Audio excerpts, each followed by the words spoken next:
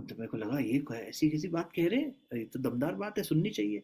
ज्यादा शंख बजाता है, ज्यादा घंटा नाद बजाता है तो जल्दी प्रसन्न हो जाता है। बेटा ऐसे चापलूस भगवान से, ऐसे मूर्ख भगवान से तू रोज अपना काम करवा रहा है। फिर उन्होंने कहा, दर्शक लोगों से मेरा निवेदन है यहाँ पर ध्यान से समझें। उन्होंने कहा, बेटा जिस भगवान को तूने बनाया है वो भगवान घटिया है, लेकिन जिस भगवान ने तुझे बनाया है वो भगवान शानदार है। पंचशील द्रौपदी के पास भी थे, पंचशील यज्ञ संतान थी। पंचशील, पंचशील क्या है? धैर्यशील होना, सहनशील होना, ग्रहणशील होना, गतिशील होना और विवेकशील होना। है ना? मंगल भवन अमंगल हारी, द्रवहु सुदशरथ अजर बिहारी। तो इसी से जुड़ा हुआ मेरा अगला प्रश्न है कि राम मर्यादा पुरुषोत्तम थे, तो इस युग में क्या राम बना जा सकता है? बनना ही चाहिए। मर्यादा, अभी आपसे निवेदन कर चुका हूं मैं, मर्यादा की आवश्यकता इस युग में नहीं तो फिर कब होगी? जब मर्यादा का उल्लंघन करके पिता बेटी का रेप कर रहा है, दादा बेटी का रेप कर रहा है, हमारी बहन बेटियां सेफ नहीं है, मर्यादा का कितना उल्लंघन हो गया देखिए। आज क्षमा करना, लेकिन थर्ड रैंक पे इंडिया है, ऐसा कोई न्यूज़पेपर ने छापा है, अभी क्या न्यूज़ इतनी सत्य मालूम नहीं, मैन अब्यूज में पति पिट रहे हैं यहाँ पे। नारी जागरण की आवश्यकता भी है, पुरुष जागरण क्या, नारी से मतलब नारित्व का जागरण। हमारे अंदर वो जो संवेदना है वो शक्ति जागे भाई, हमारे अंदर मातृ शक्ति जागे, दुर्गा शक्ति जागे, राम की मर्यादा जागे। क्यों नहीं जागनी चाहिए? हमारे भीतर ही हम रोज मर रहे हैं कि नहीं, आप बताइए। रोज हम हंस भी रहे हैं, जी रोज रो भी जी रहे हैं, रोज जी। महाभारत अंदर हो रही है कि नहीं? हमारे अंदर का कौरव हमारे ही अर्जुन को, हमारे ही युधिष्ठिर को मार रहा है कि नहीं? हम धर्म जान रहे हैं लेकिन चल नहीं पा रहे हैं। धर्म मतलब, मैं रिलीजन की बात नहीं कर रहा, धर्म मतलब जी जो ड्यूटीज है हमारी, उन ड्यूटीज को हम करने की कोशिश करते हैं, फिर फेल हो जाते हैं। मैं चाहता हूं मैं और अच्छा पिता बनूं, फिर फेल हो जाता हूं। मैं अच्छा पति बनना चाहता हूं, फिर कहीं मेरी वासना, मेरी कामना मेरे ऊपर हावी हो जाती है। मनुष्य रोज अपनी ही वृत्तियों से मार खा रहा है। महर्षि पतंजलि कहते हैं, योग चित्त वृत्ति निरोध। इस चित्त की वृत्ति को शांत करना आना चाहिए। मर्यादा में लाओगे तभी तो, इसलिए उन्होंने पहली बात कही, अथ योगा अनुशासनम। योग रूपी अनुशासन की बात करता हूं। मर्यादा क्या है? अनुशासन है। आप हिंदुस्तान में गाड़ी चला रहे हैं तो आप लेफ्ट हैंड ड्राइव कर रहे हैं, आप अमेरिका में चलाएंगे राइट हैंड चलाएंगे। तो भारत में रह के आपको भारत के हिसाब से प्रोटोकॉल फॉलो करोगे, वो मर्यादा फॉलो करोगे, ठीक है। मर्यादा नहीं फॉलो करोगे, सीट बेल्ट नहीं लगाई तो फाइन लगेगा। बात समझ रहे हैं? मर्यादा तो जीवन जी में हर जी जी। जगह जरूरी है, कहाँ नहीं है? आप मर्यादित रूप से गैस चूल्हा ना चलाएं, खाना जल जाएगा, कितना भी पौष्टिक बना रहे हो। हर जी क्षण पे मर्यादा है।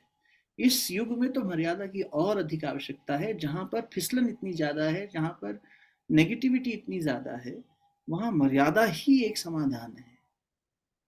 और कृष्ण ने भी मर्यादा पाली है, राम ने भी मर्यादा पाली है, हर अवतार ने पाली है, हर भक्त ने पाली है। सबसे ऊंची मर्यादा है कि हम मनुष्य हैं तो मनुष्य जैसा जिए। Respect your body, respect your mind, respect your family. एक मर्यादा है उसकी। हम रोज मर्यादा का उल्लंघन कर रहे हैं। अपने पिताजी पे चिल्ला दिए, जी अपनी पत्नी से ऊंचा बोल दिए, मैं पति तुम पत्नी। पत्नी कह रही है मैं कमाती हूँ तुम नहीं कमा, तुम भी कमाती हो तो क्या बड़ी बात है। बच्चा कह रहा है थोड़ा बड़ा होने के बाद, आपने मेरे लिए किया ही क्या जीवन भर। देखो घर कैसे टूट रहे हैं। जी ये मर्यादाओं की उल्लंघन की वजह से ही हो रहा है। इसलिए बहुत जरूरी है कि हम मर्यादा की शरण में जाएं। डिसिप्लिन, मर्यादा माने डिसिप्लिन। जब जीवन यम और नियम यानी डिसिप्लिन में नहीं होगा तो कहीं नहीं पहुंचेगा, फिर बिखरा बिखरा सा जीवन रहेगा।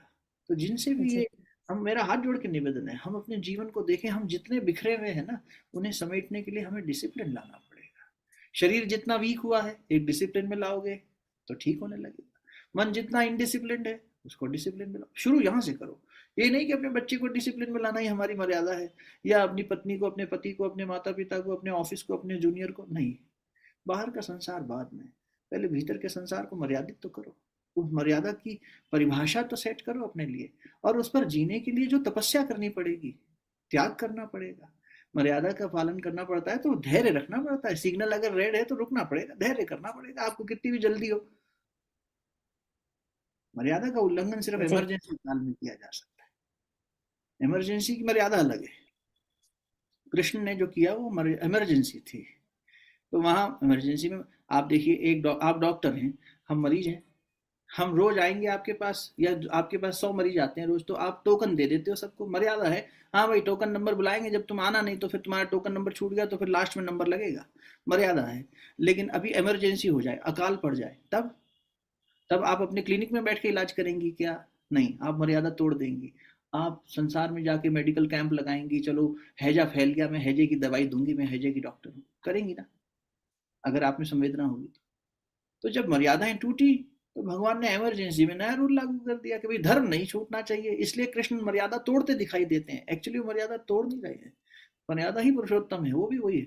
ऐसा थोड़ी है कि राम पुरुषोत्तम है और वो नहीं है, तो फिर इसमें भी भेद कर लो कि तुम्हारे कृष्ण तो नटवर गोपाल है, हमारे राम तो देखो धनुषधारी मर्यादा। ये झगड़ा है मति का, कुछ नहीं है।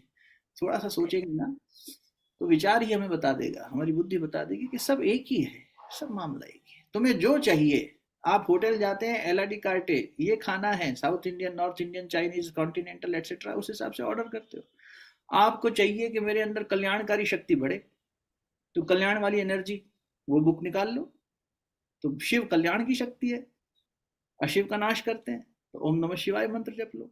आपको ये है कि नहीं मुझे ट्रबल शूटर बनना है, ओम नमः भगवते वासुदेवाय कर लो।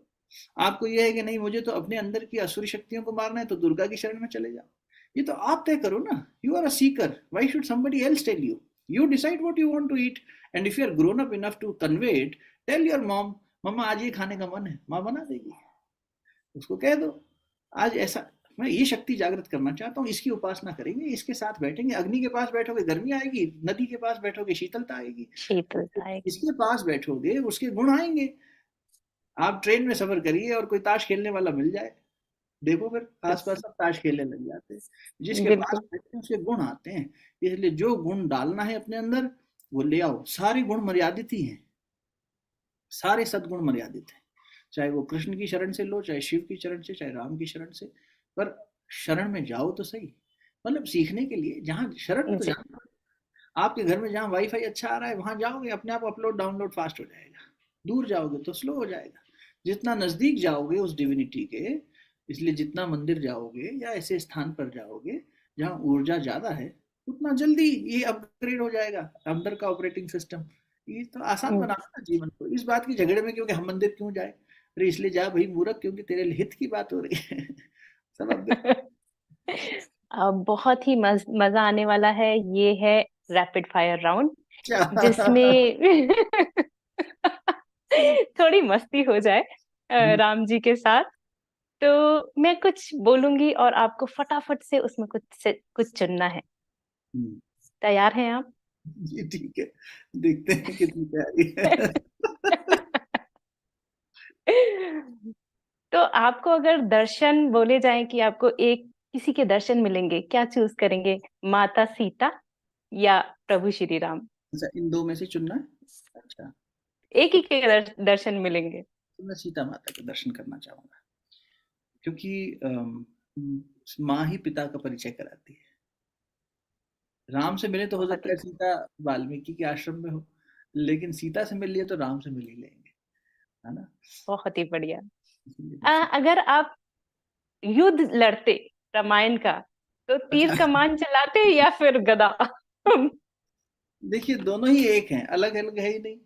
भगवान श्री हनुमान जी जब चले तो तुलसीदास जी लिखते हैं, यही बहाती चले हनुमाना, इस तरह से चले हनुमान जैसे भगवान श्री राम का बाण चला, और हनुमान जी गदा लेके चले। तो हनुमान तो भगवान के तीर की तरह चलते थे। तीर क्या होता है? जो सीधा लक्ष्य तक जाता है, इधर उधर नहीं जाता कहीं। प्रत्यंचा उसे जितना खींचती है उतनी ही आगे गति पकड़ता है। तो राम रूपी धनुष की प्रत्यंचा पे हम तीर बनना चाहेंगे, और हनुमान जी खुद तीर थे तो गदा उसमें मिली गई, इसलिए 2 in 1 आंसर है इसका। अच्छा, आपका फेवरेट पात्र कौन है रामायण में? बहुत सारे हैं, लेकिन सबसे ज्यादा मुझे प्यार है हनुमान जी से। शायद मेरी परवरिश का भी इसके ऊपर काफी असर रहा, क्योंकि हमारे बिल्कुल घर से 2 मकान छोड़कर मंगलवार और शनिवार को सुंदरकांड का पाठ होता था। हम छोटे छोटे बच्चे, जब हमारी नाक बहा करती थी, हम निक्कर में घुमा करते थे, हमें अकल नहीं थी, अभी भी नहीं है खैर, लेकिन तब वो मंजीरा बजाने चिमटा लेके बैठ जाते थे, पीछे वाली पंक्ति में बच्चों को बिठा दिया जाता था, और हनुमान जी खूब प्रेरणा देते थे। आज भी मेरे इष्ट मुझे लगता है, मुझे लगता है इसलिए क्योंकि राम को मैं पुकारता हूँ लेकिन भाव मेरा हनुमान जी पे ही जाकर रुकता है, कि हनुमान एक ऐसा पात्र है, और ये रैपिड फायर राउंड है लेकिन फिर भी मैं आपकी मर्यादा का उल्लंघन कर देता हूँ। क्योंकि नहीं हनुमान नहीं, पात्र प्लीज। है। हाँ। देखिए तुलसीदास जी क्या लिखते हैं, श्री गुरु चरण सरोज रजा, उन्होंने उन्हें गुरु माना। किन्हें? हनुमान जी को। क्यों? किसी और तरह से उपासना शुरू कर देते हैं हनुमान जी की। गुरु कौन? जो भक्त को भगवान से मिला है वो गुरु। इसलिए कबीर तुलसीदास जी कहते हैं कि गुरु गोविंद दो खड़े काके लागू पाए। भगवान और गुरु। अभी गुरु नहीं तो भगवान से मिलवाया है, तो मैं कंफ्यूज हूँ, इनको पहले प्रणाम करूं कि उनको पहले प्रणाम करूं? इतना ऊंचा दर्जा गुरु का है। तो गुरु कह के तुलसीदास जी ने हनुमान जी को संबोधित किया। और एक बहुत सुंदर प्रकरण आता है कि जब भरत जी देखते हैं कि संजीवनी लेकर एक बानर जा रहा है, तो उन्हें लगता है कि राक्षस है कोई, तो तीर छोड़ देते हैं कि अयोध्या के ऊपर पत्थर गिरा देगा, इतना भारी तो नुकसान हो जाएगा। तो हनुमान जी देखते हैं कि तो भरत जी का है, तो वो अयोध्यापुरी को पहले प्रणाम कर चुके होते हैं, तो देखते हैं तीर आया अयोध्यापुरी से, तो उसका सम्मान करना चाहिए, तो मूर्छित हो जाते हैं और मूर्छा में भी राम राम पुकारते हैं। रामानंद सागर में भी आपने देखा होगा, रामायण में जब उन्होंने दिखाया है कि हनुमान जी यानी दारा सिंह जी वहां पे राम राम पुकार रहे हैं, तो भरत भैया कहते हैं ये तो हमसे गलती हो गई, ये तो मूर्छित अवस्था में भी भैया राम का नाम पुकार रहे हैं, जरूर उनके भक्त होंगे, चलो इनका इलाज करो, इनको उठाओ। बेहोशी टूटी तो हनुमान जी ने सारी घटना सुनाई और कहा ऐसे ऐसे मुझे जाना है। तो भरत जी ने कहा मैं बाण पे बैठा के छोड़ देता हूँ, आपको मेरी वजह से देरी हो गई। बोले नहीं, आपके आशीर्वाद से, मैं पवन का पुत्र हूँ, तो पवन से भी तेज चल सकता हूँ, उनका आशीर्वाद है, मैं पहुंच जाऊंगा। अच्छा भैया विदा लेने लगे तो गले मिले, भरत जी और हनुमान जी गले मिले। तो भरत जी ने क्या कहा कि हनुमान जी, आपसे गले लग के ऐसा लगा कि हम भैया राम से गले लग गए। अब उधर पहुंचे, लक्ष्मण जी की संजीवनी दी गई, मूर्छा टूटी, सब हुई। तो तुम मम प्रिय भरत ही सम भाई, तुम मुझे भरत जैसे प्यारे हो, ऐसा करके भगवान ने उनको गले लगा लिया। और जब गले लगाया तो बोले हनुमान, मुझे ऐसा लगा कि जैसे मैं अपने प्यारे भाई भरत के गले लग गया, इतने सालों बाद, 14 साल हो गए, मैं उसके गले लग गया, ऐसा लगा। तो हनुमान ने क्या रोल प्ले किया? भक्त भरत और भगवान राम दोनों की चेतना को एक साथ मिला दिया। हनुमान के बिना राम अधूरे हैं। गुरु जी कहा करते थे, राम की पंचायत में छठा हनुमान घुस गया था।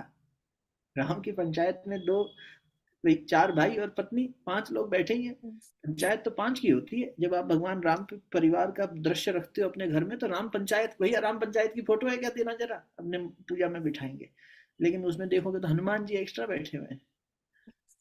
जब सब जाने लगे, अयोध्या की स्थापना हो गई, राम राज्य की स्थापना हो गई, कि चलो भाई तुम जाओ किष्किंधा, सुग्रीव तुम जाओ लंका, विभीषण सब अपने अपने काम पे लगो, और मेरा ध्यान करके सबकी सेवा करना। तो हनुमान जी भी चुपचाप उठ के जाने लगे। तू कहाँ जा रहा है? जिसके बिना राम अधूरे हो। यूं तो शबरी का पात्र इतना सुंदर है, भरत भैया का पात्र इतना सुंदर है, मतलब इतने सुंदर सुंदर। केवट का पात्र देखो, जो भगवान को चैलेंज कर रहा है, मैं नहीं रखने दूंगा पैर, और भगवान भी मुस्कुरा रहे। एक एक पात्र में इतनी सुंदरता है कि रामायण पर तो जीवन व्यतीत किया जा सकता है, इतना सुंदर जीवन चरित्र है भगवान श्री राम का। पर मुझे लगता है कि वो हनुमान जो नटखट भी हैं, जो सेवा भावी भी हैं, या तो राम का नाम लेते हैं या राम राम का काम करते हैं। और सीता की, सीता रूपी जब सीता खो जाती है तब भी हनुमान याद आते हैं, और जब लक्ष्मण मूर्छित हो जाते हैं तब भी हनुमान याद आते हैं, और जब दोनों भाई पाताल लोक में पड़े हैं रावण की कैद में, तब भी वही रक्षा कर रहे हैं।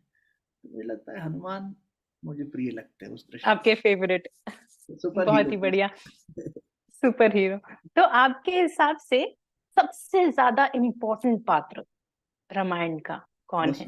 यही, अगर यही अगर है। राम और सीता जी के अतिरिक्त बात कर सकें तो, क्योंकि राम तो देखिए चारों भाई में एक ही चेतना है। जैसे उसका वो भी दिखाया जी। जाता है कि भाई फल जब बांटा श्रृंगी ऋषि ने, तो आधा करा और कौशल्या माता को दिया, फिर जो शेष बचा उसमें से आधा करके तो वो तो एक ही चेतना के 4 अंश थे, जी। राम लक्ष्मण भरत शत्रुघ्न। शत्रुघ्न जी मौन ज्यादा रहे जीवन में, कम बोले, इसलिए आप शत्रुघ्न जी के बारे में ज्यादा पढ़ने में भी नहीं मिलेगा, और उसको टीवी रूपांतरण में भी नहीं देखा होगा आपने। शत्रुघ्न जी का रोल बहुत सीमित है। ऐसे ही पांडवों के रूप में भी नकुल सहदेव जो थे, वो ज्योतिष का और इसका आयुर्वेद का अच्छा विचार रखते थे, हीलिंग पावर्स थी दोनों के पास, तो वो शिविर में ज्यादा रहते थे, युद्ध भूमि पे कम दिखे। अर्जुन और दुर्योधन और भीम ज्यादा दिखे। इसी प्रकार यहाँ शत्रुघ्न जी भी जो है थोड़ा सा बैक एंड पे ज्यादा रहे वो। और इधर लक्ष्मण भरत, भरत का भी एक सीमित वो है, लेकिन लक्ष्मण और राम तो बहुत नजदीक रहे, है ना। लक्ष्मण सोए नहीं, कभी सोए नहीं, मूर्छा में ही सोए, बस निद्रा को जीत लिया। अर्जुन के लिए भी कहा जाता है गुड़ाकेश, जिसने नींद को जीत लिया। तो जी। अद्भुत पात्र है वैसे तो बहुत सारे, पर मुझे लगता है हनुमान के बिना रामायण अधूरी है। आई माइट बहुत बढ़िया। अच्छा, आपके हिसाब से रामायण में ऐसा कौन सा दृश्य है जो कि बहुत ही प्रिय है और बहुत ही महत्व वाला है? सब एक दृश्य कोई भी रामायण का जो आपको बहुत मन के नजदीक है।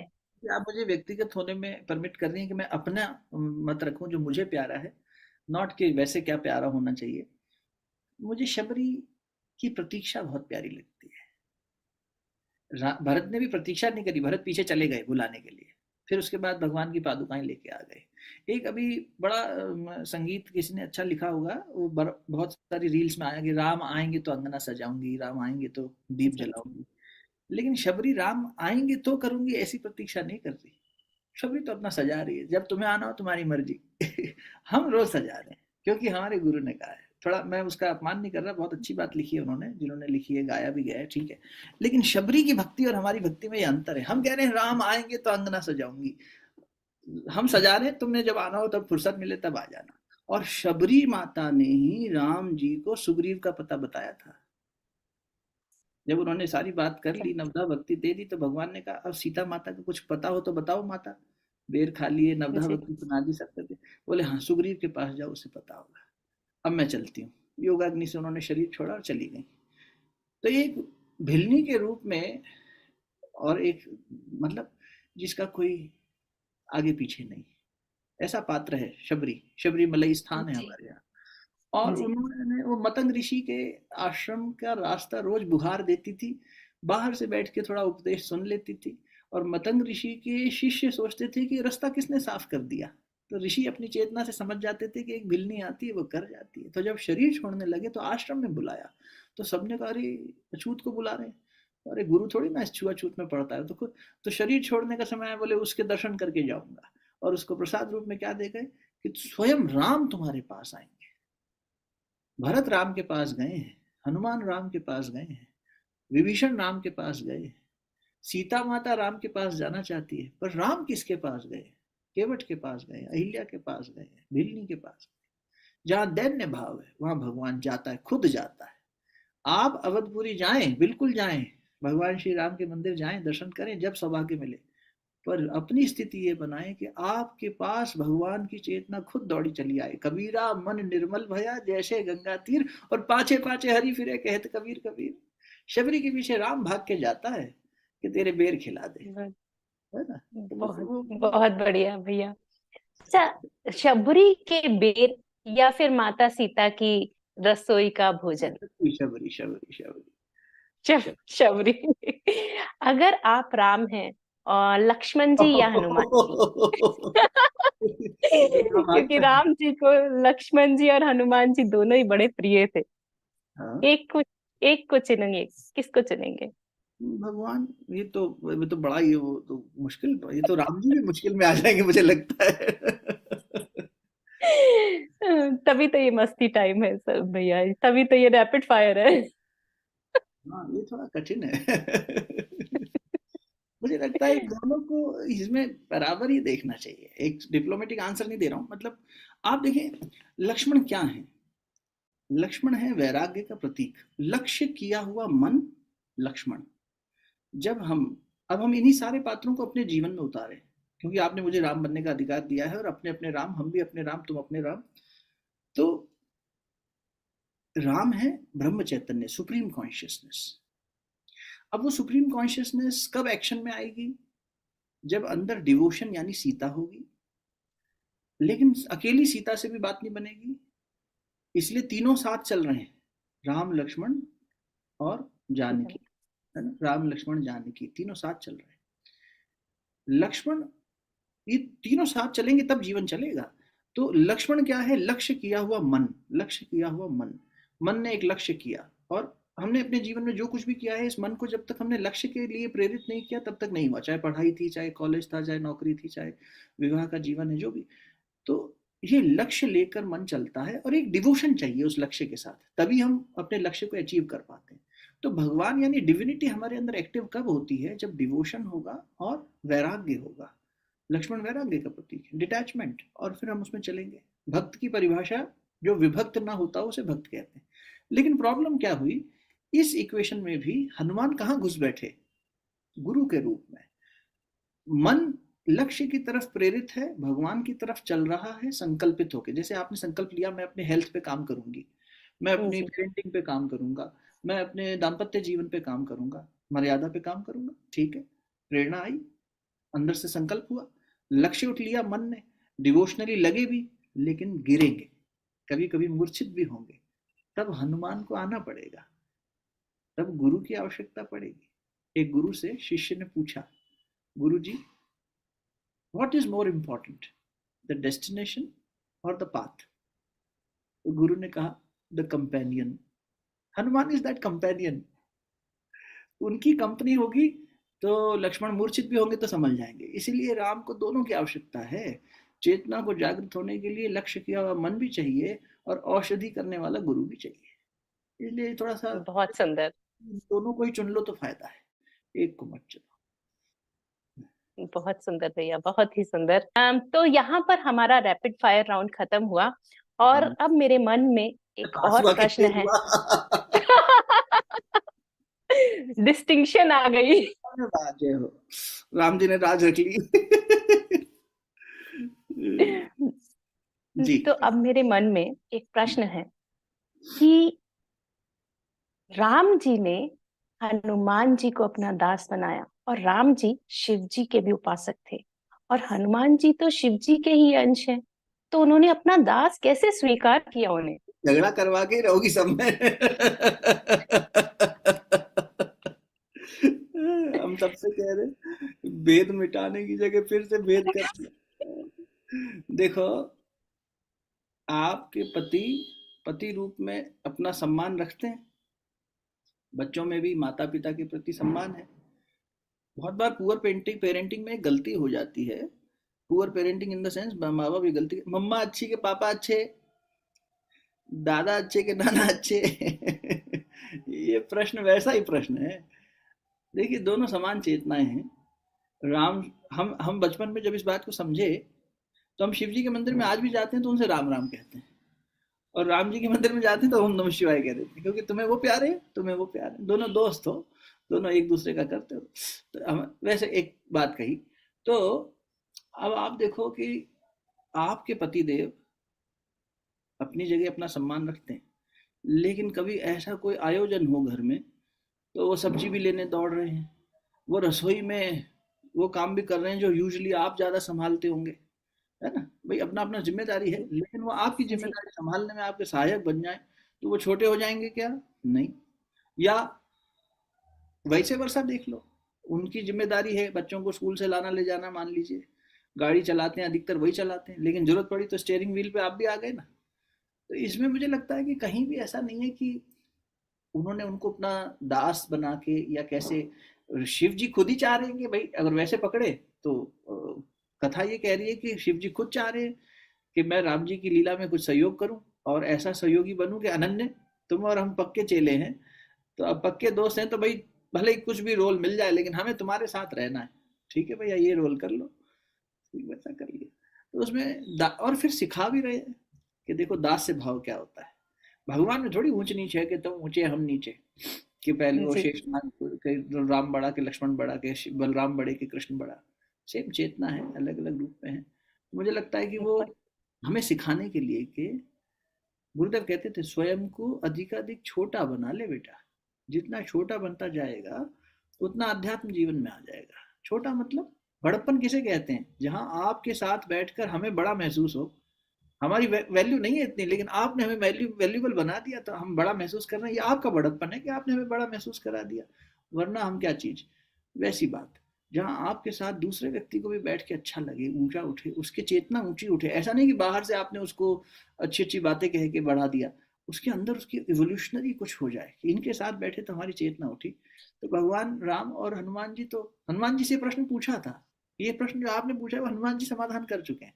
हनुमान जी से पूछा गया आप और राम का संबंध बताओ, तो उन्होंने कहा शरीर रूप में देखो तो मैं बंदर हूं और वो शरीर नर है, मैं वानर हूं और नर है, कोई कंपैरिजन नहीं है। एक जंगल में रहता है, कपड़ा नहीं पहनता है, लंगोटधारी है, मुंह में फल खाता रहता है, कूद फान करता रहता है, ये तो सभ्य है, मैं असभ्य हूँ। खुद ही कह रहे हैं हनुमान जी। दूसरा, अगर आप भक्ति के आधार पर देखो तो मैं भक्त हूँ, ये भगवान है, मैं शिष्य हूँ, ये गुरु है। और बोले चेतना के आधार पर देखो, वेदांत की दृष्टि से, तो मैं ही राम हूँ और राम ही हनुमान है। बहुत सुंदर। तो फिर कहाँ अलग अलग हुए, सेम है, खुद ही कह दिया। अच्छा, आज के युग में सीता माता से सबसे बड़ी सीख ये समाज क्या ले सकता है? शीलता, शील, शील, शीलता, पंचशील, सहनशील। और ये सीता माता से प्रेरणा सिर्फ नारियों को नहीं लेनी है, पुरुषों को ज्यादा लेनी है। गुरुजी ने जब नारी जागरण की बात कही, विवेकानंद जी ने भी विमेन एम्पावरमेंट की बात करी। उस समय तो गुलामी थी, गरीबी थी, तो ये था कि हमारे देश की नारियां आगे आई और सिस्टर निवेदिता सब कुछ छोड़कर यहाँ आ गई थी। बहुत बड़ा एक उदाहरण हमारे देश के लिए हो गया था कि हमारी बहन के रूप में वो आई और उन्होंने इतना काम किया, तो इसलिए उनको सम्मान से देखा जाता है। विवेकानंद खूब प्रेज करते थे उनको। या आम्रपाली ने अपना गणिका का कार्य छोड़कर बुद्ध की शरण ले ली, और फिर जितने फीमेल डिसाइपल्स हुए बुद्ध भगवान के, उनमें वो सबसे पहली थी। तो नारी के लिए जो गुरुदेव ने बात की, उनका नारी जागरण का मतलब है नारित्व का जागरण। अभी क्या हो गया देखो बहन जी, नारी जागरण के नाम पर ये बात हो रही है कि हम फोर्सेस में, हमारे यहाँ विमेन रिप्रेजेंटेशन कितना है, पार्लियामेंट हाउस में कितना है, जॉब सर्किल में कितना है, और इस सब के ये अच्छी बात है कि नारी आगे आ रही है, स्पोर्ट्स में है, फौज में है, सब जगह है, अलग अलग प्रोफेशंस में है। लेकिन एक बात का ध्यान रखना चाहिए, ये मेरा निवेदन है, इसको संभालना बात को, वो ये कि no progress is a good progress when it is done at a cost of something else. If I, as a woman, want to progress, and that progress is defined only in terms of my earning capacity, और फिर हम कह देंगे समाज ऐसा सोचता है, हम भी तो समाज ही हैं। I am not stuck in the traffic jam, I am the traffic jam, ऐसा सोचो।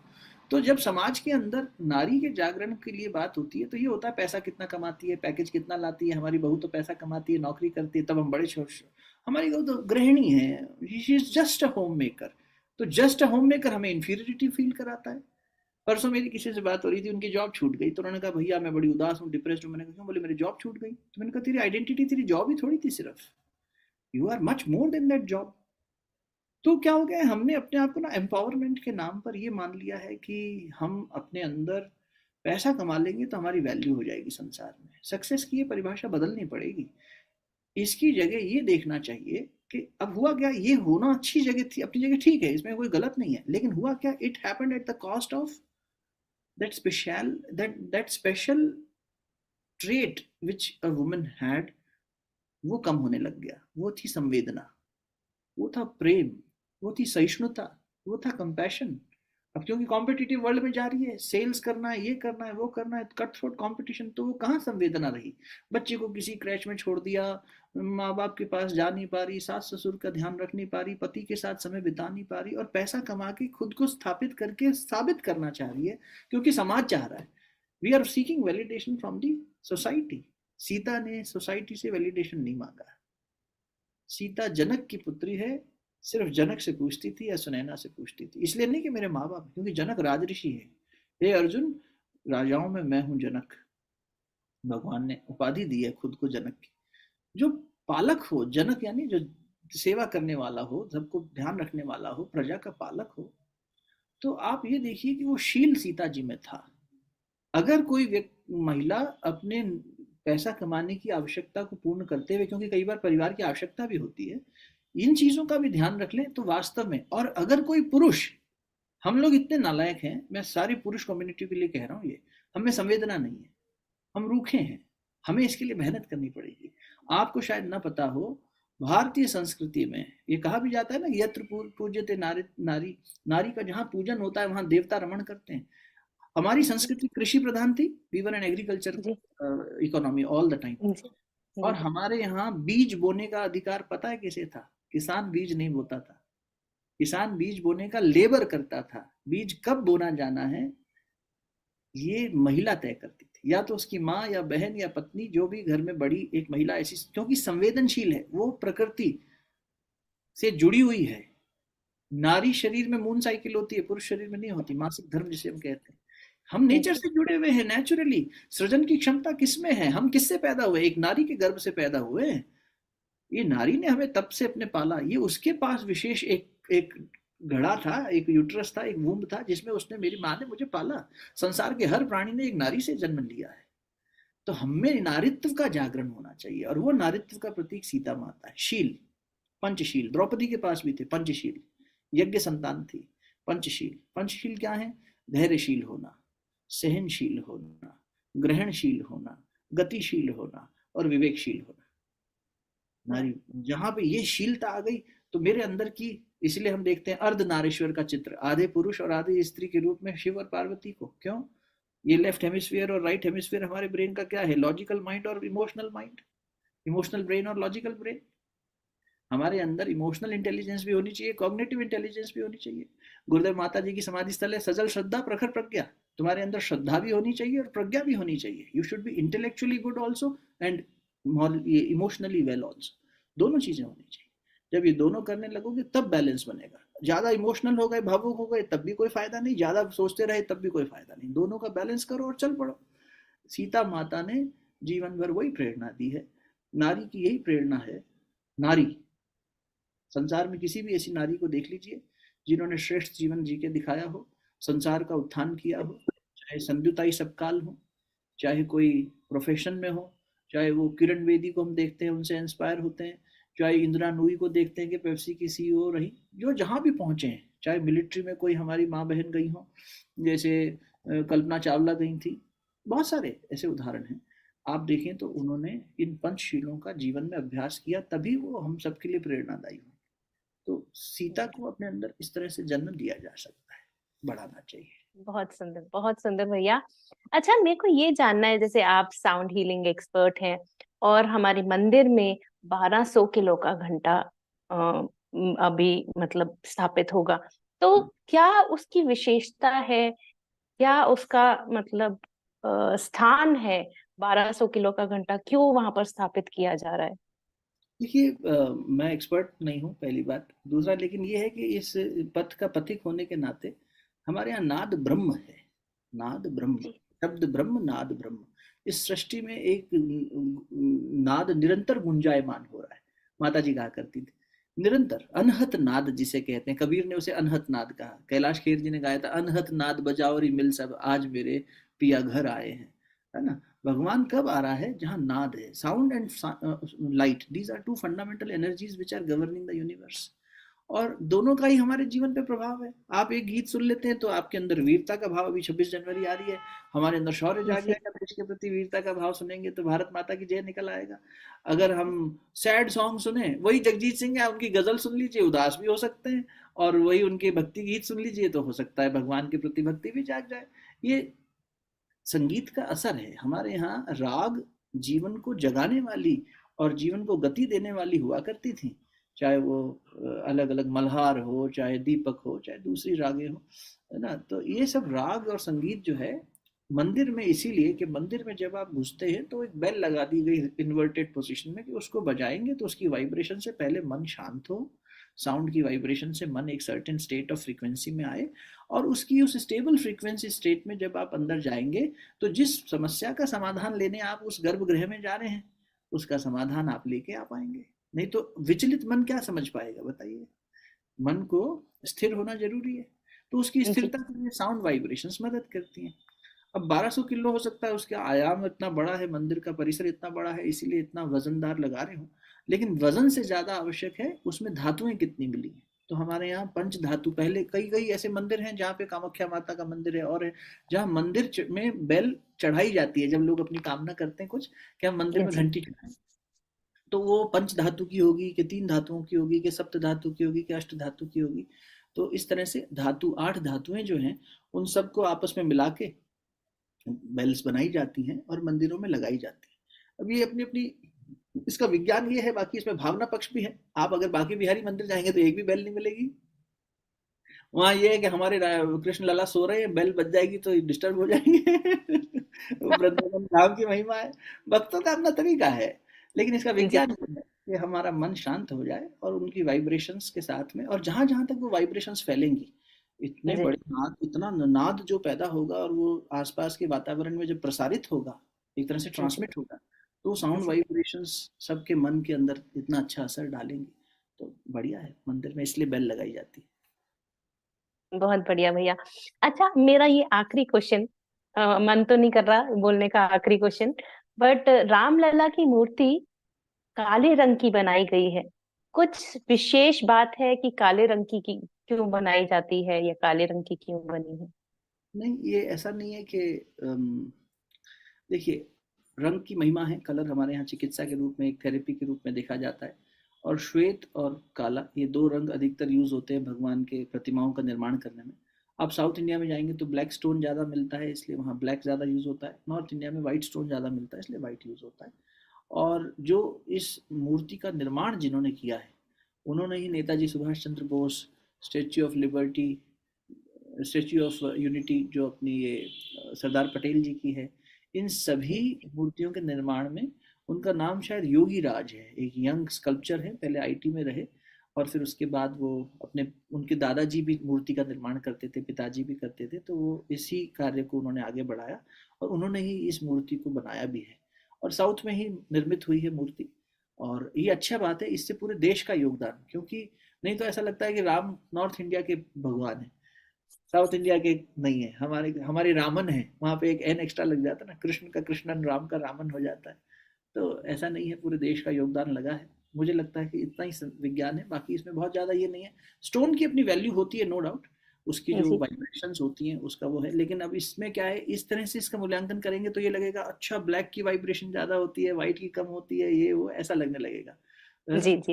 भैया, जो आज के दिन अयोध्या नहीं जा पा रहे हैं, मैं अनुरोध करूंगी हम सभी दर्शकों को, आप एक छोटी सी मेडिटेशन के द्वारा, एक छोटे से ध्यान के द्वारा 5 मिनट, 10 मिनट, जो भी समय अलाउ करे, आप अगर मेडिटेशन करा सकें और हमें उस ऊर्जा से थोड़ा टच करवा सकें।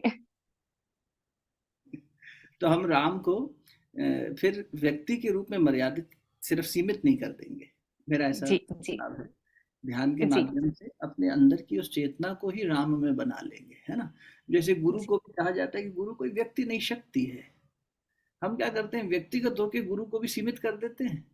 और तुम्हारे गुरु से हमारा गुरु अच्छा, हमारा गुरु दाढ़ी वाला, तुम्हारा गुरु चोटी वाला, ये झगड़ा करते रहते हैं। इस सब में मत पड़ो। राम को दशरथ नंदन राम से शुरू करें भले ही, लेकिन वही बात जो थोड़ी देर पहले कबीरदास जी ने कही कि चौथे राम जगत से न्यारा।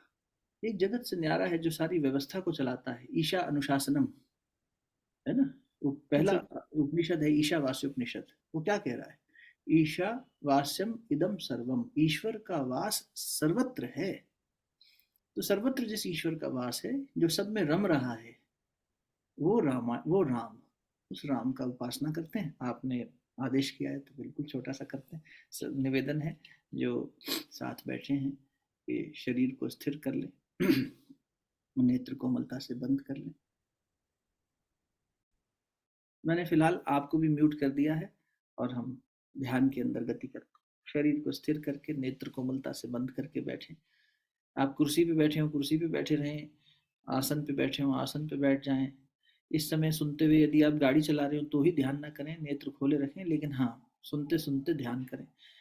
ध्यान ये ध्यान वो विधा है जिसमें हम बुद्धि को भगवान के पास ले जाते हैं। धी यान, यान मैंने एक जहाज, वायुयान, जलयान, ऐसे ही बुद्धि रूपी यान जिस पर बैठकर, बुद्धि यानी विचार, हम विचार करें, कंटेम्पलेशन करें, शरीर को स्थिर कर लें, मन को विचार से जोड़ दें और इस विचार पे बैठकर गति करें। गति करें अयोध्या की ओर। अयोध्यापुरी भगवान श्री राम का प्राकट्य स्थान। दशरथ नंदन रूप में भगवान श्री राम आए और फिर यहीं रहे, गए नहीं कहीं। विचार के रूप में महापुरुष, अवतारी चेतनाएं, भगवान का अवतार इस पृथ्वी पर बार बार आता है और फिर यहीं रहता है। चाहे अवधपुरी हो, चाहे वृंदावन हो, चाहे काशी हो, चाहे जगन्नाथपुरी हो, चाहे हरिद्वार ऋषिकेश हो, ये सभी स्थानों पर जहां पर भगवान ने प्राकट्य लिया, प्राकट्य रहने के बाद भगवान यहीं रहे।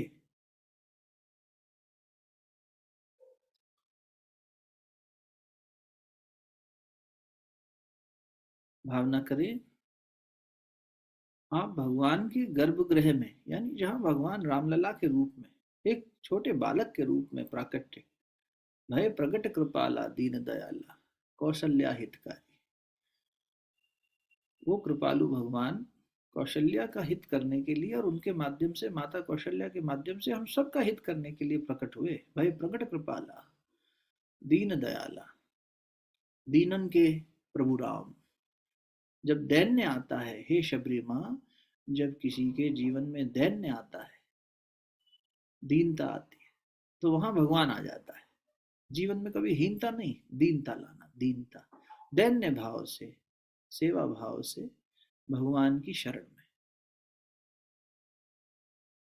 रामलला के पास आप बैठे हैं, आपका मन बैठा है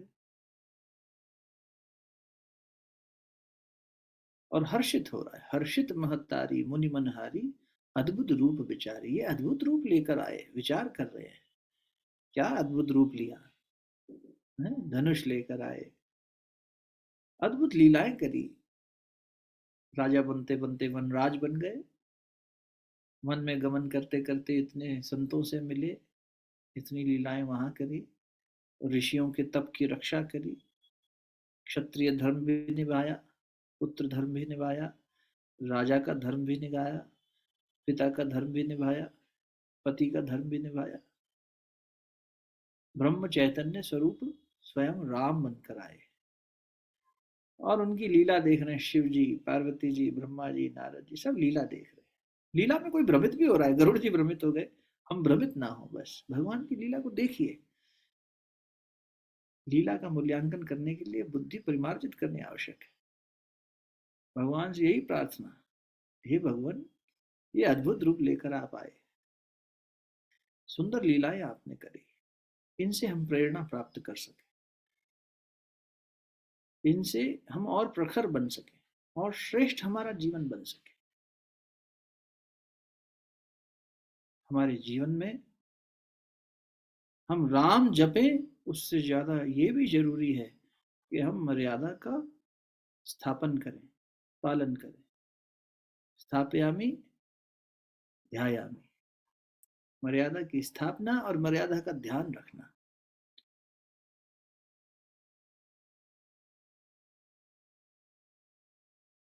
अगर हमने ये किया तो राम हमारे मन में स्थापित हो जाएंगे। एक राम दशरथ का बेटा, एक राम घट घट में बैठा। बैठा सब में है पर जागृत नहीं हो रहा, क्यों? क्योंकि वह भक्ति की कमी है। सीता रूपी भक्ति और लक्ष्मण रूपी वैराग्य रूपी भाई मन, मन को लक्ष्मण रूपी बनाओ। मन में वैराग्य हो और भक्ति हो तो ब्रह्म चैतन्य स्वरूप भगवान श्री राम प्रकट हो जाते हैं। है तो प्रत्येक प्राणी में वही प्राण, वही भगवान। फिर सब कोई मर्यादा का पालन क्यों नहीं कर रहे? क्योंकि वहां सीता और लक्ष्मण नहीं है। जहां ये होगा वहां राम प्राकट्य ले लेंगे, वरना इनर्ट स्टेट में, ये परमात्मा मेरे अंदर वो भक्ति और वो वैराग्य जगा दो। स्वामी विवेकानंद माँ काली से दर्शन करके यही मांगे, माँ मुझे शक्ति दो, भक्ति दो, वैराग्य दो, ज्ञान दो। मांगने गए थे अपने परिवार के लिए सामान, नहीं मांग पाए। संसार नहीं मांगो भगवान से, भगवान को ही मांग लो। वो ज्ञान कि मैं तुम्हें समझ सकूं, अपने आप को समझ सकूं, मैं क्या हूं, जीवन का उद्देश्य क्या है। अयोध्यापुरी के गर्भगृह में भगवान श्री राम के दर्शन करते हुए यही प्रार्थना करिए कि आपके भीतर में, आपके अंतःकरण में, अनाहत चक्र के माध्यम से, हृदय स्थान से परमात्मा का दिव्य प्रकाश आपके अंदर जागृत हो रहा है। ईश्वर अंश जीव अविनाशी, हम उन्हीं का अंश हैं। तो जैसा पिता वैसा पुत्र होना चाहिए। तुम शेर के बच्चे हो तो शेर जैसे दहाड़ो, बकरी जैसे मैं क्या करते हो? राम की संतान हो तो मर्यादा का पालन करो। कमजोर कैसे पड़ गए? उत्तिष्ठ जागृत, स्वामी विवेकानंद उद्घोष करते थे, उत्तिष्ठ जागृत, उठो जागो, उठो जागो, उठो जागो। और तब तक चलते रहो जब तक लक्ष्य प्राप्त ना करो। लक्ष्य क्या? भीतर के देवत्व को जगाना, मर्यादा का प्रयास करते हुए मनुष्य जैसा जीवन जीना और उससे और ऊंचे उठकर नर से नारायण। ये वो संस्कृति है जो नर से नारायण भी और वानर से नारायण भी बना सकती है। बंदर जैसी उच्छृंखलता खूब कर ली, लेकिन जिस दिन राम जी से जुड़ गए उस दिन से फिर वो हनुमान हो गए। हम भी भगवान से जुड़े तो फिर जीवन हनुमान जैसा हो जाए। सारी शक्तियां वापस दे देंगे भगवान जो हम भूले बैठे। अब weakness is death, strength is life, Swami Vivekananda. उठो जागो, खुद को कमजोर मत मानो, बी ब्रेव। भगवान तुम्हारे साथ है, तुम्हारी शक्तियां तुम्हारे साथ है और जीवन का महान लक्ष्य तुम्हारे सामने है। उठे और उसकी ओर चल पड़े। ऐसी शक्ति भगवान हमें भरे, ऐसी प्रार्थना करिए और मन ही मन बारंबार भगवान को प्रणाम करते हुए दोनों हाथ जोड़कर और फिर उसके बाद दोनों हथेलियों को आपस में मलिए, अपने मुखमंडल पर स्पर्श कराइए, हृदय स्थान पर स्पर्श कराइए, सहज अवस्था में आ जाइए।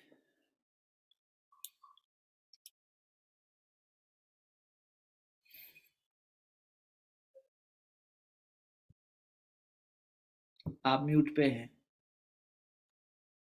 हाँ, बहुत बहुत धन्यवाद भैया।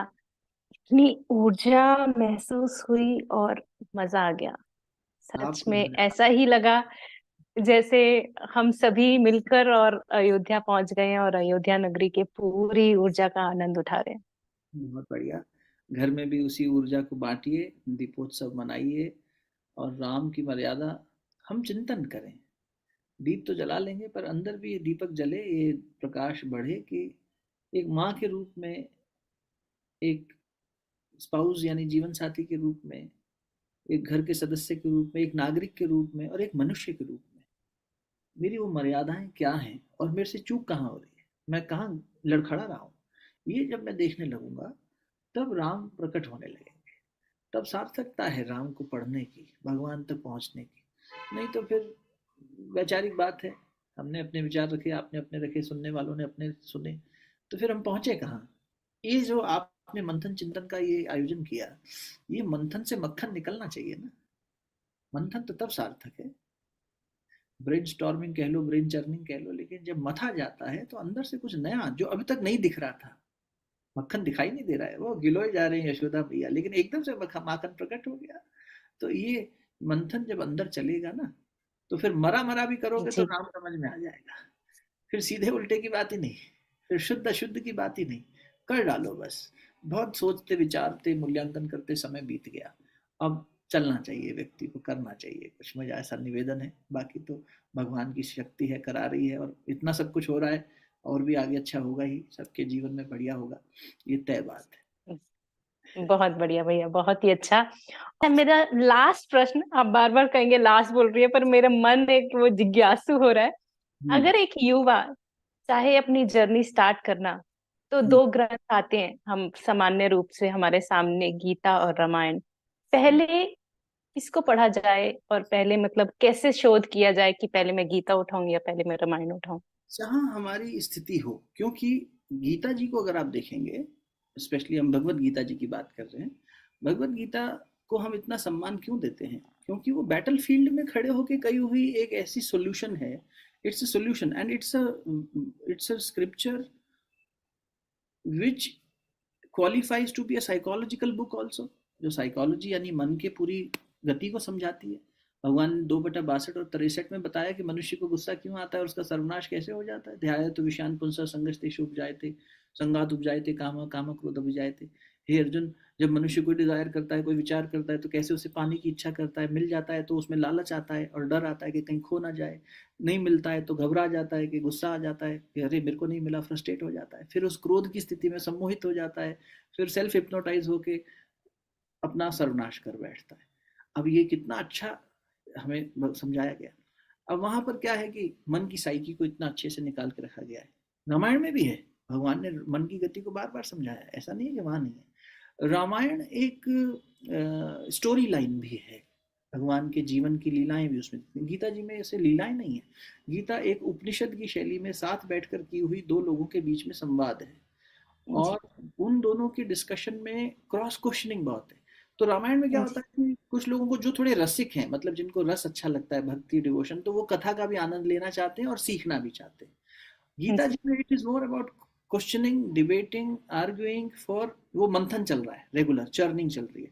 तो उसमें जी। अर्जुन के जो डाउट्स हैं वो एक्चुअली हमारे मन के डाउट्स हैं, अर्जुन हमारे रिप्रेजेंटेटिव बन के पूछ रहे हैं। तो जी। लगता है कि हाँ भाई, we are not detouring too much, we are going, cross question बार बार हो रहे हैं।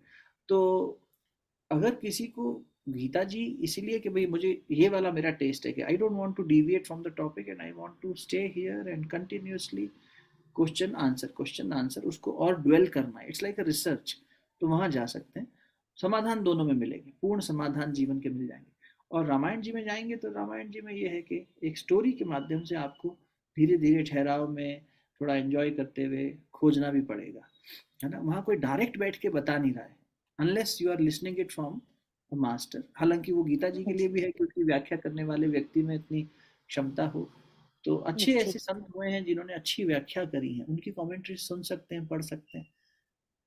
और दोनों ही awesome। ग्रंथ अपने आप में बहुत, मतलब गीता जी में भी एक बार रस आ जाता है तो फिर छूटता नहीं है, फिर एकदम मन एकदम वहाँ रुक जाता है। तो गुरुदेव कहा करते थे, रुचि पैदा करो बेटा, इंटरेस्ट। आपकी जिस चीज में रुचि होती है उसके पीछे मन दौड़ पड़ता है। भोजन में रुचि होगी जो खाने की, तो अपने आप ढूंढ लेगा। सुबह उठ के घूमने जाना है तो फ्लाइट पकड़नी है तो आदमी खुद उठ जाएगा। सेहत बनाने के लिए अगर रुचि कम होगी तो नहीं उठेगा, संकल्प लेगा लेकिन फिर कंटिन्यू नहीं होगा। इसलिए when you develop interest in knowing these things, they itself create a lot of flavour, और उस फ्लेवर में फिर मजा आने लगता है। तो मैं तो कहूंगा कि दोनों को पढ़ो थोड़ा थोड़ा। मानस भी बहुत सुंदर ग्रंथ है, अवधि भाषा में है, सरल है। गीता जी पे उपलब्ध बहुत है कमेंट्रीज, इंग्लिश हिंदी में, और संस्कृत में जी। मूल ग्रंथ है। तो इस दृष्टि से अच्छा है। बहुत बढ़िया भैया, बहुत आनंद आ रहा है, और आनंद के साथ साथ जो ज्ञान की प्राप्ति हो रही है, जो ज्ञान की गंगा बह रही है, वो तो शानदार है। और मन ही नहीं कर रहा कि बस मन कर रहा है चलते जाए चलते जाए चलते जाए। पर जैसे हमने आज सीखा कि अनुशासन, मर्यादा में रहना बहुत बहुत बहुत जरूरी है। तो मर्यादा में रहते हुए हम अभी विश्राम लेते हैं। इट वाज वंडरफुल, और मुझे बहुत आनंद मिला ये संवाद करके। भगवान की बात ही ऐसी होती है जो संक्षेप में कहने में मन नहीं करता। तो मैं हाथ जोड़कर क्षमा मांग लेता हूँ कि हर चीज को इतना विस्तार से बताया। बिल्कुल बिल्कुल भी नहीं भैया। और जाते जाते अगर हमारे श्रोताओं के लिए और भगवान प्रभु रामचंद्र जी के लिए, जो कि मुझे विश्वास है कि वो हमारा पॉडकास्ट भी सुन रहे हैं और अभी यहाँ पर हाँ। विराजमान है, तो उनके लिए आप एक स्तुति अगर प्रस्तुत कर दें श्री रामचंद्र जी की, तो मेरे को मजा आ जाए। मेरे को ना दो दोहे बहुत प्यारे लगते हैं रामायण जी के, मैं उतना ही कहना चाहूंगा। एक जी। है जो काकभूषणी जी ने गरुड़ जी को कहा। गरुड़ जी को ये भ्रम हो गया कि ये कैसे भगवान हो सकते हैं, तो खुद ही नागपाश में बंद गए। और जी। गरुड़ जी से कहा गया कि इनके नागपाश को खोलो। तो गरुड़ जी ने कहा, ये तो इनके नाम मात्र से जब सब मुक्त हो जाते हैं तो फिर ये तो खुद ही बंधे हुए हैं, ये भगवान नहीं हो सकते, ये श्रीहरि कैसे हो सकते हैं। तो उनका जो डाउट था वो दूर करने के लिए पहले ब्रह्मा जी के पास गए। ब्रह्मा जी ने कहा, देखो बड़ी मूवी बड़ी इंटरेस्टिंग चल रही है, तुम बीच में डिस्टर्ब मत करो। फिर बोले कहीं कहाँ जाएं, तो वो गए शिव जी के पास। शिव जी ने भी कहा, देखो बड़ी इंटरेस्टिंग मूवी चल रही है, लेकिन महाराज कोई तो समाधान बताओ।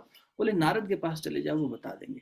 तो नारद जी ने कहा, तुम एक काम करो, तुम जाओ नीलाचल पर्वत, वहां काकभूषणी यानी एक कौवा भगवान की कथा कह रहा है। अब कौवा क्या है, पक्षी जगत में बहुत प्रिय प्राणी नहीं माना जाता, वो कर्कश बोलता है इसीलिए।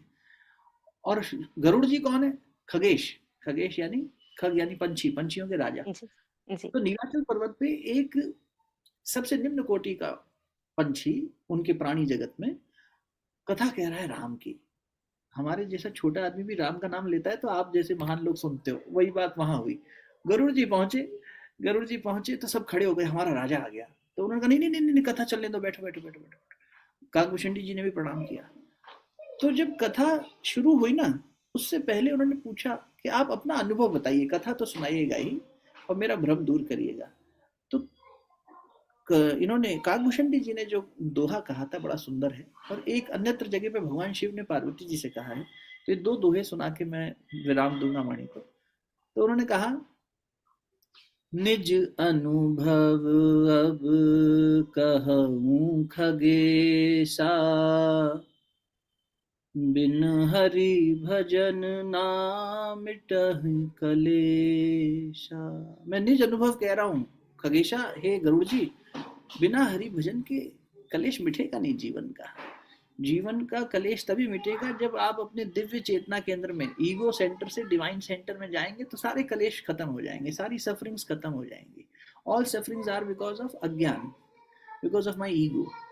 उसकी जगह मैं अपने दिव्य केंद्र में चला जाऊं तो पहुंच जाएंगे। इसलिए भगवान की शरण यानी अपनी आत्मा की शरण में जाना ही चाहिए। और भगवान शिव कह रहे हैं उमा यानी पार्वती जी से, उमा कहूँ मैं अनुभव अपना।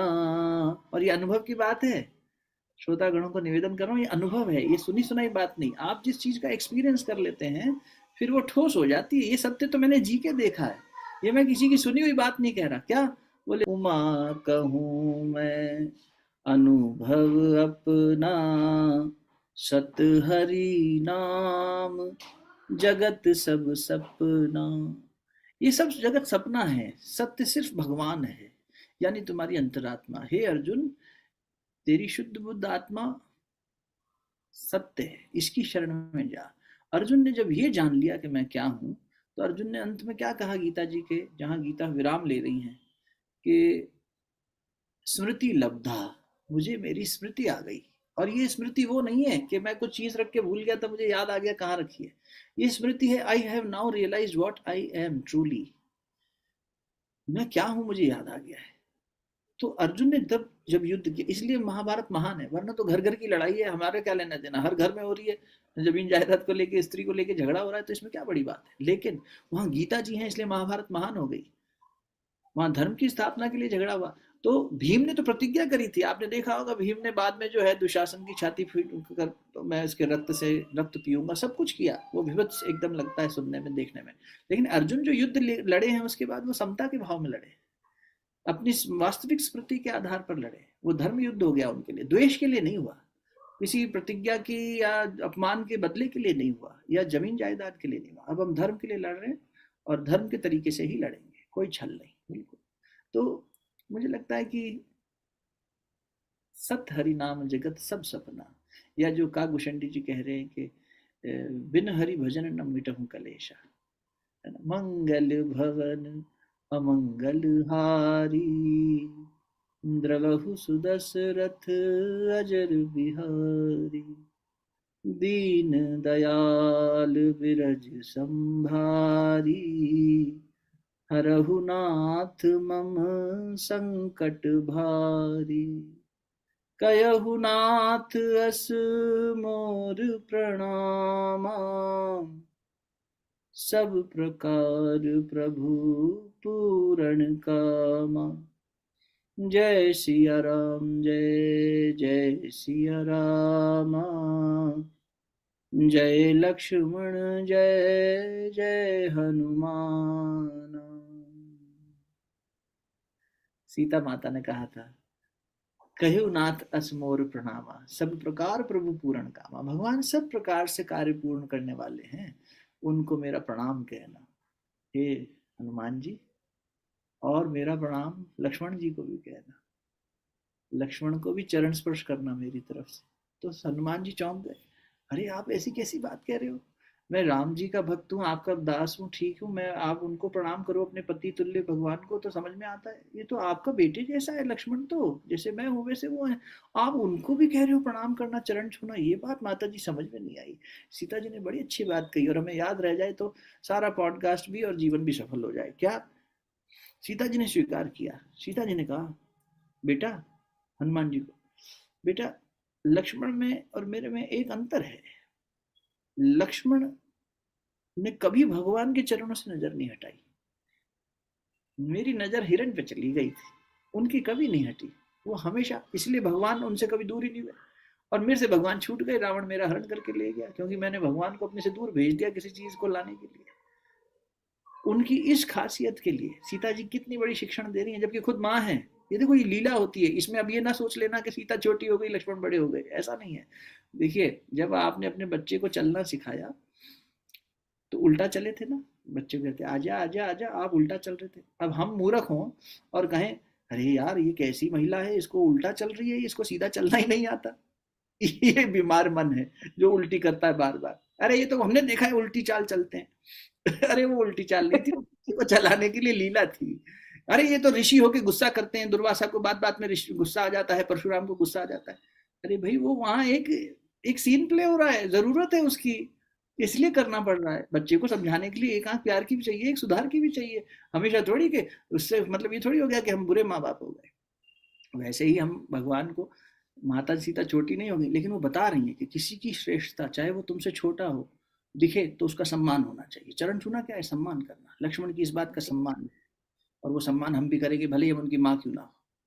भाई आज देश का हमारा सैनिक है, देश के लिए लड़ रहा है, तो हम उसको सिर्फ अपने बेटे की तरह थोड़ी ना हमेशा ट्रीट करेंगे। कभी फौजी की तरह भी माँ बाप होने के नाते अरे सल्यूट मारेंगे, हमारे देश का भी तो कुछ है। नहीं हमारा लड़का है, हम जैसे मर्जी इसको डांटे हकियाए ऐसा थोड़ी होगा। वो तुम्हारा प्रेम है, जो मर्जी करो, लेकिन उसकी उस अच्छाई का, उसकी उस गरिमा का सम्मान होना चाहिए। मर्यादा है। सीता जी ने मर्यादा का पालन करते हुए देखो हनुमान, और अगर वो उन्होंने नहीं किया होता तो आज हम ये बात नहीं कर रहे होते कि लक्ष्मण जी की इस बात का सम्मान सीता जी करके बता रही है। समझ लीजिए। तो बस ठीक है। जय सिया राम, जय जय सिया राम, जय लक्ष्मण, जय जय हनुमान, और क्या। ये ऐसे बहुत ही सुंदर। याचना जी और डिवाइन, पूरी team divine divinity with in की, कि ये ऐसे भगवान के स्वरूप और पात्र हैं जिन पे दिनों दिन बात कर सकते हैं हम लोग। बात कर सकते जी। इसलिए तो आपकी बात सही है कि इसको विराम देना अपने आप में बड़ा एक, ये नहीं समझ में आता कि इसको रोकना मर्यादा है या मर्यादा का उल्लंघन है। धन्यवाद धन्यवाद धन्यवाद आपका, आपके कीमती समय का। और ये जो ज्ञान की गंगा आपने बहाई है उसमें हम सभी आनंदित हो गए। तो बहुत बहुत बहुत बहुत धन्यवाद ज्ञान की डिविनिटी। गंगा, ज्ञान की गंगा, जैसे भगीरथ गंगा को लेकर आए थे ना, अब आपने फिर बोलने लगूंगा तो बात लंबी हो जाएगी। ज्ञान की गंगा का पुरुषार्थ कोई तपस्वी करता है, महापुरुषों ने की, गुरुजनों ने करी, हम तो उनकी सुनी हुई बातें आप तक परोस रहे हैं। गुरु जी कहते थे बेटा भगवान के खेत में दाल चावल उगा था, यूं कोई तुमसे पूछे तो कहना कि हमारे गुरु जी ने उसकी खिचड़ी बना दी। तुम्हारा काम क्या है बेटा? बस परोसने का है। तो हमारे श्रोतागण कुछ लेना चाह रहे थे, तभी बैठ के इतना सुन रहे हैं, और हमारा काम परोसने का था। बनाया, अगर कुछ अच्छा लगा आपको तो वो शेफ पीछे बैठे। वो गुरुजन जिन्होंने सब तपस्या करी, जिन्होंने तुलसीदास जी को नमन, कबीरदास जी को नमन, जिन्होंने ये सब किया, मीरा को, मतलब ऐसे ऐसे भक्त आए जिन्होंने अपने जीवन में इतने कष्ट उठाए, जी। आताताइयों से लोहा लिया। आप अकेले कबीर की चर्चा करना शुरू कर देंगे तो, हमने कबीर पे एक बार प्लेलिस्ट है हमारे यूट्यूब चैनल पे, 40 घंटे हमने कबीर पे ही बात करी, 40 दिन निरंतर बैठे, एक एक घंटा तब जाके पूरा हुआ। हनुमान चालीसा को समझा, डिकोड किया कि कहना क्या चाह रहे हैं। भगवान श्री हनुमान जी के उस सुंदर स्वरूप को समझने के लिए पूरी चालीसा उन्हीं की स्तुति है, उसको समझा किया। तो ये जब हम समझने बैठते हैं इन लोग के आशीर्वाद से, गुरुजनों के, तो वास्तव में बड़ा डूबते चले जाते हैं, और इसमें से बाहर आना भी नहीं चाहिए, डूबे ही रहो ना। लेकिन अभी विराम देते हैं क्योंकि हमारे सबका बाह्य जीवन भी संसार हमें पुकार रहा होगा। जी जी जी बिल्कुल। अच्छा पुरुषार्थ कर रहे हैं, जारी रखिए। खूब खूब जो सही। धन्यवाद हाँ जी। धन्यवाद। और आप सभी का अगर कोई प्रश्न है अंकुर जी से तो आप कमेंट कर सकते हैं, और अंकुर जी से कांटेक्ट कर सकते हैं। आपके ज्यादा जब प्रश्न इकट्ठे हो जाएंगे तो हम फिर अंकुर जी से आग्रह करेंगे कि एक छोटा सा पॉडकास्ट हम फिर आपके प्रश्नों के उत्तर के लिए बनाएं, आयोजित करें। तो बहुत बहुत धन्यवाद हमें सुनने के लिए और इतना ज्यादा प्यार देने के लिए। सभी को राम राम, राम राम, प्रणाम। राम राम, जय सिया राम।